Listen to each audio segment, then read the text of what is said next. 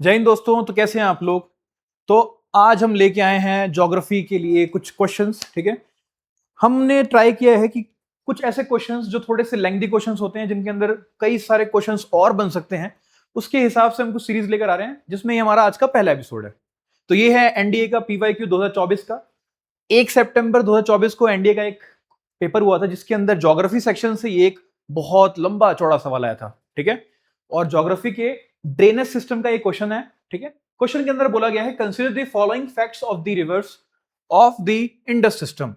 और ये क्वेश्चन के साथ ये कुछ 3 पार्ट्स हैं, ये भी क्वेश्चन का ही हिस्सा है। ऑप्शन आपको नीचे मिलेंगे। ठीक है, पहली चीज, the Sutlej originates in Tibet where it is known as Langchen Khambab. उसके अलावा दूसरा पॉइंट बोला गया, the Sutlej is a classic example of an antecedent river. और तीसरी बात, the Jhelum is the largest tributary of the Indus system.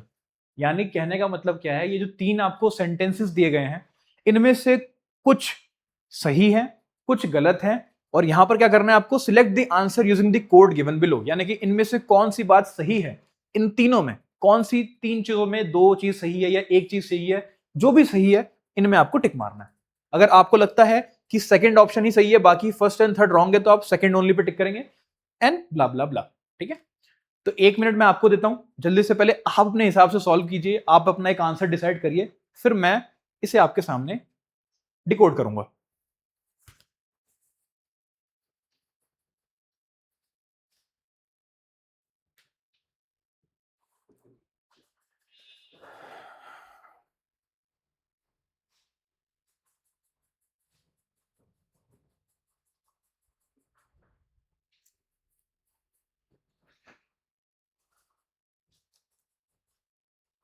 चलिए, तो होप सो कि आपने अपना आंसर बता दिया होगा, ठीक है, या चूज कर लिया होगा। एक बार हम यहां आते हैं बेटा, और यहां समझते हैं कि क्या कहने की बात हो रही है यहां पे। सबसे पहले हम वही सेम अपना जम्मू एंड कश्मीर बनाएंगे अपना। ठीक है, अब इस जम्मू एंड कश्मीर, ये जो भारत का पार्ट है लद्दाख, ये आपका जम्मू कश्मीर। ठीक है, देन नेक्स्ट अगर हम इस हिस्से में चले, तो ये आपका तिब्बत वाला एरिया।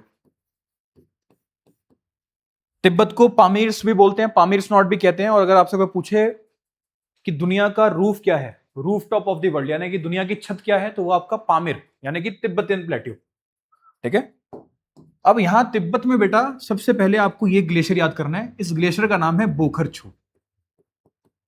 ठीक है, इस ग्लेशियर का नाम है बोखरछू ग्लेशियर। जस्ट इसके नीचे एक और ग्लेशियर है बेटा, इसका नाम है अंगसी ग्लेशियर। ठीक है, अंगसी ग्लेशियर। इन दोनों ग्लेशियर्स के बीच में एक लेक है, जिसे बोलते हैं मानसरोवर लेक।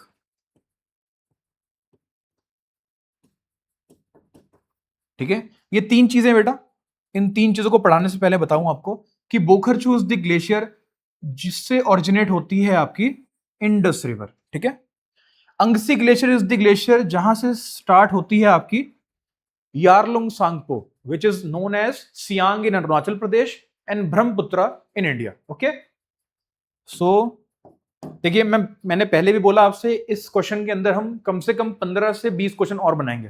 ठीक है, तो थोड़ा ध्यान रखना है आपको। बोखर से शुरू हो रही है बेटा आपकी इंडस रिवर। ठीक है, चलिए कलरफुल चीजों का इस्तेमाल करते हैं ताकि आपको दिक्कत ना हो आइडेंटिफाई करने में। ये आपकी इंडस रिवर है। इंडस रिवर की टोटल लेंथ कितनी है बेटा, 3180 किलोमीटर। लेकिन भारत में कितनी है, 600 से 800 किलोमीटर के आसपास। ठीक है, अगर आगे बात करें, ये अंगसी से निकल रही है बेटा आपकी यारलुंग सांगपो। यारलुंग सांगपो, अगली वीडियो में हम यारलुंग सांगपो के ऊपर भी एक एनडीए का सवाल करेंगे, तो याद रखिएगा अंगसी ग्लेशियर से शुरू होती है आपकी Yarlung Tsangpo, which is Brahmaputra. Just Mansarovar lake के बगल में एक और लेक है बेटा, जिसे हम बोलते हैं राक्षस तल। क्या बोलते हैं बेटा, राक्षस तल।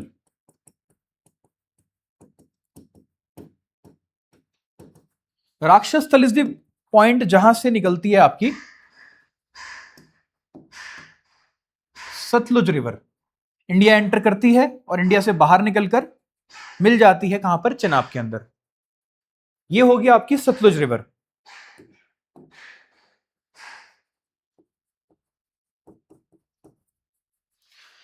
इंडस, सतलुज, यारलुंग सांगपो।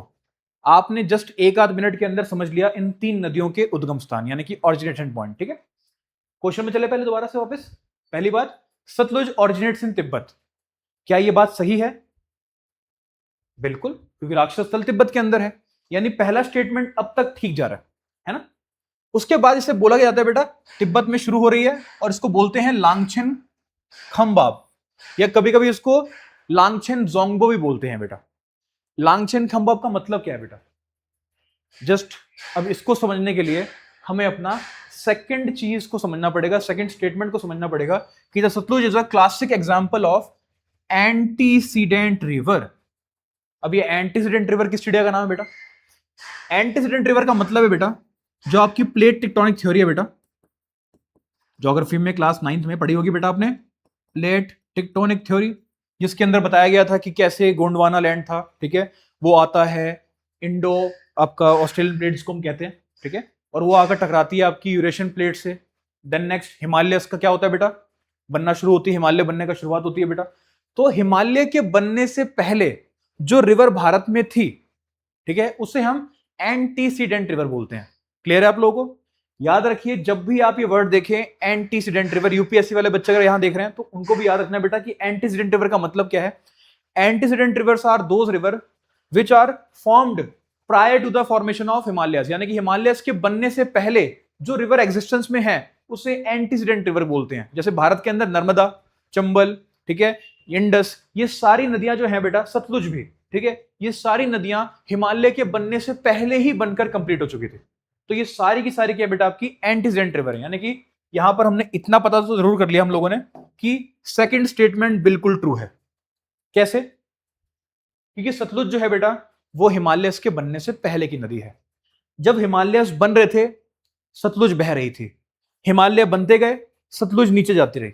अगर आज आप तिब्बत जाएंगे बेटा तो तिब्बत के अंदर प्लेट्यूज की एकदम नीचे गहराई में सतलुज तैर रही है, सतलुज बह रही है। तो जब वहां के लोगों ने सतलुज को देखा बड़े बड़े चट्टानों को नीचे बहते हुए, तो लोगों ने क्या बोला कि यार ये तो एकदम जैसे जंगल के अंदर हाथी होता है, बेखौफ चलता है, ठीक है, वैसे ही सतलुज भी क्या बेटा तिब्बत के पहाड़ों को, तिब्बत के प्लेट्यूज को चीरते हुए आगे निकल रही है। तो इसलिए इसे बोला गया एलिफेंट रिवर। क्या बोला गया बेटा? Elephant river. लांगछेन जो आपका खंबाब है इसका मतलब क्या है? Elephant river. और एलिफेंट रिवर किसको बोला गया बेटा? सतलुज को, क्योंकि सतलुज क्या है बेटा एक एंटीसीडेंट रिवर है और हिमालयस के बनने से पहले ये दुनिया में थी। तो हिमालयस इसके साइड पे ग्रो होते गए, सतलुज नीचे जाती रही, और जब लोगों ने इसको देखा, तिब्बत के लोगों ने इसको देखा, तो क्या बोला ये तो जंगल के हाथी की तरह है जो जंगल में बेखौफ चल रही है और ये पहाड़ों को चीरते हुए बेखौफ बह रही है। तो इसको दे दिया नाम लांगछेन खंबाब या लांगछेन जोंगबो, जिसका इंग्लिश में मतलब होता है एलिफेंट रिवर। दोनों स्टेटमेंट्स बिल्कुल करेक्ट है बेटा। लेकिन सर आप तो बोल रहे थे कि 20 क्वेश्चन बन जाएंगे हमारे। बिल्कुल बनेंगे बेटा, क्यों नहीं बनेंगे 20 क्वेश्चन।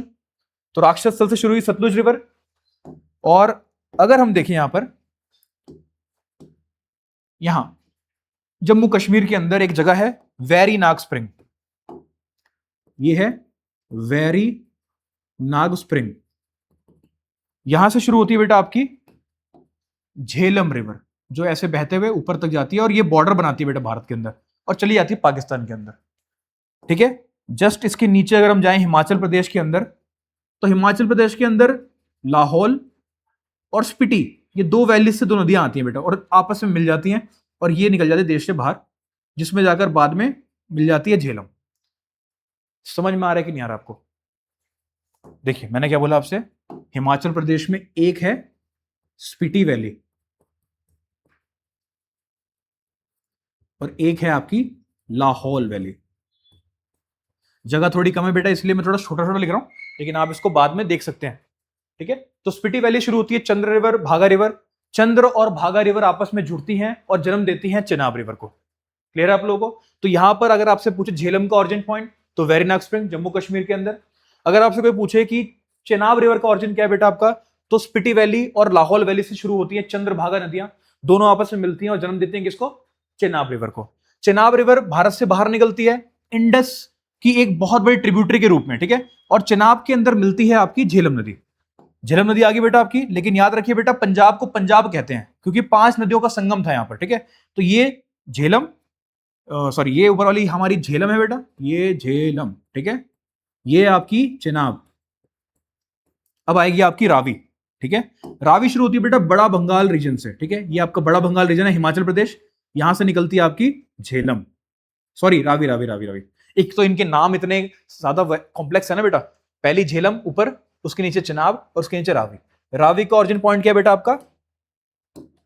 रावी का ऑरिजिन पॉइंट है आपका बड़ा बंगाल रीजन।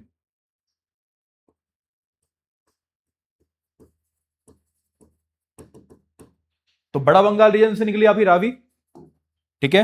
वैरीनाग से निकली आपकी झेलम, और स्पीति और लाहौल वेल से निकली आपकी चिनाब। तो ये रावी। और जो आपका हरमंदिर साहब जी हैं, गोल्डन टेम्पल जो है, गोल्डन टेम्पल का जो सरोवर है, उसके अंदर भी पानी रावी नदी से ही जा जाता है, ठीक है बेटा। ये भी आपका एक क्वेश्चन बन सकता है। जस्ट उसके बाद ब्यास कुंड, जो कि रोहतांग पास के पास है, ये भी हिमाचल प्रदेश। तीन नदियां बेटा कहां से आ रही है? आपकी हिमाचल प्रदेश से। यहां पे रोहतांग पास के पास जो है ब्यास कुंड है, और यहां से निकलती है ब्यास नदी, और ये मिलती है कहां पर? सतलुज के अंदर। ये आपकी ब्यास नदी। और ये इसका ऑरिजिन पॉइंट क्या है बेटा? रोहतांग पास। होगी 5 नदियां। अब यहां पर एक टर्म याद रखिए बेटा, दोआब। दोआब का मतलब क्या होता है बेटा? दोआब के अंदर दो का मतलब है वेरिएबल, जो नंबर को बता रहा है, और आपका मतलब क्या है बेटा? रिवर। यानी दो नदियों के बीच में जो जमीन होती है उसे क्या बोलते हैं? दोआब बोलते हैं। वैसे ही आज से कई साल पहले पंजाब सिर्फ आज का छोटा पंजाब नहीं था बेटा। पंजाब के अंदर कुछ हिस्सा आपके कश्मीर का, कुछ हिस्सा आपके नीचे वाला हिस्सा हरियाणा का हिस्सा, और कुछ हिस्सा आपका सिंध का हिस्सा, जो आज का आपका पाकिस्तान के अंदर है। ये पूरा हिस्सा कहां था बेटा? आपके पंजाब के अंदर। तो 5 नदियां थी बेटा। तो पंज और आब यानी कि नदियां, यानी कि पंज नदियों से मिलकर बना एक स्टेट, जिसको बोला गया पंज आब, यानी कि पंज नदियों का आब, उसे पंजाब कहा गया। अब याद रखिए बेटा, यहां पर क्या होगा? ब्यास मिली सतलुज के अंदर, सतलुज मिली कहां पर? आके चिनाब के अंदर। रावी मिली चिनाब के अंदर, झेलम मिली चिनाब के अंदर, और चिनाब मिलेगी बेटा कहां पर? इंडस के अंदर। अब यहां पर कुछ पॉइंट आपको याद रखने बेटा, जैसे कि पहला पॉइंट कि ब्यास और सतलुज कहां मिलती हैं? तो ब्यास सतलुज इंडिया में मिलती हैं। कहां पर? हरिके बैरेज। ये मैं क्यों लिखवा रहा हूं बेटा? क्योंकि अगर आपसे कोई पूछे कि भारत की सबसे बड़ी इरिगेशन कैनाल कौन सी है बेटा? इंदिरा गांधी कैनाल, जो कि 750 किलोमीटर के आसपास है। तो इंदिरा गांधी कैनाल की शुरुआत कहां से होती है बेटा? इसी हरिके बैरेज से शुरू होती है, ठीक है। उसके बाद पांचों नदियां जो है आपस में कहां जाकर मिलती है बेटा? इस एरिया में। ये पाकिस्तान का एरिया है, जिसे पंजनाद बोला जाता है, ठीक है। तो अगर आपसे क्वेश्चन आए एग्जाम के अंदर कि which is the place where all the tributaries of Indus, the 5 tributaries of Indus meet each other, तो ये देखिए, झेलम आके मिल गई चिनाब के अंदर, रावी आके मिल गई चिनाब के अंदर, ब्यास इंडिया में सतलुज में मिल गई, और सतलुज जाकर मिल गई आपकी चिनाब के अंदर। तो यहां पर आके टेक्निकली सारी नदियां यहां पर आके मिल चुकी हैं आपस में। ये पाकिस्तान का पंजनाद एरिया, जहां पर ये पांचों नदियां आपस में मिल जाती हैं। और ये पांचों नदियों के मिलने के बाद बनती है चिनाब, जो जाकर कहां मिलती है बेटा? इंडस के अंदर। और ये जो एरिया है, यहां पर ये पांचों नदियां टेक्निकली मिल जाती है कहां पर? इंडस के अंदर। इस एरिया का नाम बेटा आपका मिठानकोट। ये एक एक क्वेश्चन बेटा क्या है आपका? डिफेंस से जुड़ा हुआ क्वेश्चन है, ठीक है। पंजनाद में पांचों नदियां मिलती हैं, और ये पांचों नदियां इंडस में कब मिलती हैं? मिठानकोट के अंदर, ठीक है। तो ये हमने कुछ चीजें पढ़ी। जस्ट दोबारा अपने क्वेश्चन पे चलेंगे एक बार जल्दी से। तो ऊपर के दो चीजें एकदम बिल्कुल सही थी। नीचे की जो ये स्टेटमेंट दे रखी है, the Jhelum is the largest tributary of the Indus system, क्या ये बात सही है? तो एक बार देखते हैं दोबारा से चल के। देखिए, इन सब में सबसे लंबी जो है वो है सतलुज। अगर आपका क्वेश्चन है विच is the longest tributary of Indus river, ठीक है, तो लॉन्गेस्ट जो ट्रिब्यूटरी है बेटा इंडस की, वो है सतलुज रिवर। और सतलुज पे क्या बना बेटा आपका? भारत का भाखरा नांगल डैम बना।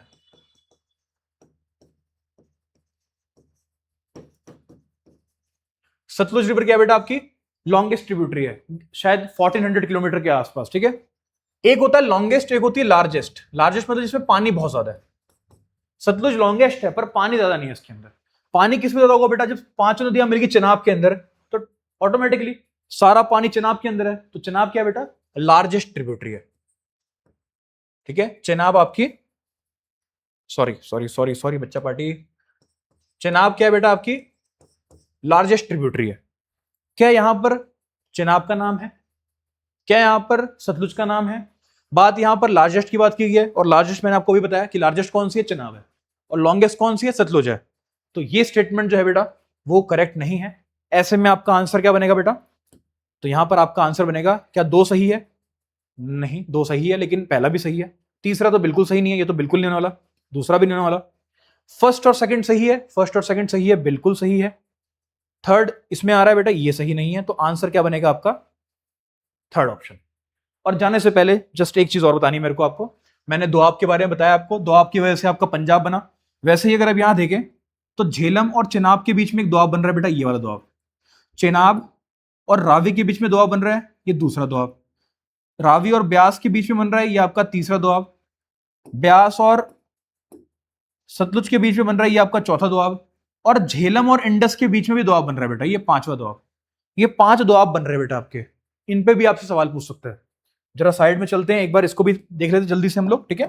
तो पहला बना इंडस और झेलम के बीच में जो आपका दोआब है उसके बारे में बात करेंगे, ये आपका पहला। दूसरा कौन सा बेटा? आपका झेलम और चिनाब के बीच में दोआब। तीसरा आपका जो क्वेश्चन है वो बनेगा चिनाब और रावी के बीच का। चौथा आपका रावी और ब्यास के बीच में दोआब। और पांचवा आपका ब्यास और सतलुज के बीच का दोआब। ठीक है, याद रखिए, सबसे ऊपर इंडस, फिर झेलम, फिर चिनाब, फिर रावी, फिर ब्यास, फिर सतलुज। पहले इंडस, फिर झेलम, फिर चिनाब, फिर रावी, फिर ब्यास, फिर सतलुज। इनके बीच में जगह बन रही है बेटा, पहला दोआब, दूसरा, तीसरा, चौथा और पांचवा। इन पांचों के नाम आपसे कॉम्पिटिटिव एग्जाम से पूछ सकता है बड़े आराम से। ठीक है, ऐसा मत सोचिए नहीं आया क्वेश्चन। ठीक है, एसएससी में आया हुआ क्वेश्चन है, आरआरबी में आया हुआ क्वेश्चन है। ठीक है, इंडस और झेलम के बीच के दोआब के बारे में पूछा गया आपसे, तो इसे बोलते हैं सिंधु सागर दोआब। सिंधु सागर दोआब पहला आपको याद करना पड़ेगा, बाकी तो आप अपने आप बना लेंगे बेटा। जैसे कि चिनाब का चे ले लो, झेलम का ज ले लो, ये बन गया आपका चेज दोआब। यहां पर रावी का र ले लो, चिनाब का च ले लो, ये बन गया रचना दोआब। यहां पर ब्यास का ब ले लो, रावी का र ले लो, ये बन गया आपका बारी दोआब। यानी ऑप्शन में अगर आपको देगा तो आप थोड़ा बहुत नाम से भी क्या कर सकते हो, आंसर आइडेंटिफाई कर सकते हो कि कौन सा दोआब किसका है। यहां पर ब्यास का ब, सतलुज का सत, तो ये बन गया आपका बिष्ट दोआब। बिष्ट दोआब को जो है, बिष्ट दोआब के ऊपर एक बड़ा शहर बसा हुआ है जलंधर नाम का, तो इससे कभी कभी जलंधर दोआब भी बोलते हैं। और ये क्वेश्चन भी आया हुआ है एग्जाम्स के अंदर। आईएमयू जो बच्चे हैं, जो इंडियन मैरीटाइम यूनिवर्सिटी के जो बच्चे हैं, उनमें ये सवाल आया था कि जलंधर जो आपका दोआब है वो किन दो नदियों के बीच में बनता है। तो जलंधर दोआब बनता है बेटा सतलुज और ब्यास के बीच में। और last but not the least, इन नदियों के बेटा क्या है, वैदिक नाम दे रखे हैं। ठीक है, इन नदियों के अपने अपने क्या है बेटा, कुछ नाम दे रखे हैं। जैसे कि इंडस का तो आपको पता है बेटा, सिंधु नदी बोलते हैं इसको, लेकिन इसके अलावा जो आपकी झेलम है, इसका एक पुराना नाम दिया हुआ है। ठीक है, आपका ब्यास है, इसका एक पुराना नाम दिया हुआ है। फिर आपकी चिनाब है, इसका भी एक पुराना नाम है बेटा, एंशिएंट नेम है। सतलुज का भी एंशिएंट नेम है। ठीक है, और आपका रावी का भी क्या है, एक एंशिएंट नेम है। वैसे 3-4 नेम है, लेकिन मैं आपको भी एक करा रहा हूं, बाकी आप जो एक्स्ट्रा नाम है वो आप खुद देख सकते हैं। झेलम को जो है बेटा वितास्ता रिवर के नाम से भी पुकारा जाता है। वेदों के अंदर वितास्ता नाम का जिक्र किया गया है झेलम के लिए। ब्यास के लिए विपाश नदी का इस्तेमाल किया, विपाश या विपासा, इस नदी का इस्तेमाल किया ब्यास के लिए। चिनाब के लिए बेटा क्या किया गया, असिकनी। असिकनी जो है, चिनाब को क्या किया गया बेटा, बोलने के लिए चिनाब की जगह पर असिकनी का इस्तेमाल किया गया पुराने नामों के अंदर। सतलुज का नाम जो है वो है सतूदरी। सतूदरी, सतूदरी, सतूदरी। और रावी के लिए जो है इरावती का इस्तेमाल किया गया है। और रावी के 3-4 नाम है बेटा, चिनाब के भी 3-4 नाम है, तो ये भी आप देख कर आना। होप सो आपको आज का ये लेक्चर पसंद आया होगा। हमने कोशिश की है बेटा कि हम कम से कम टाइम के अंदर आपको ज्यादा चीजें सिखाएं, ताकि आपको कम टाइम के अंदर रिवीजन भी हो आपकी, और अगर आपको ये चीजें नहीं पता थी तो आपको पता भी चले। तो अगर आपको हमारी ये चीज पसंद आई तो लाइक कीजिए, कमेंट कीजिए। जय हिंद दोस्तों।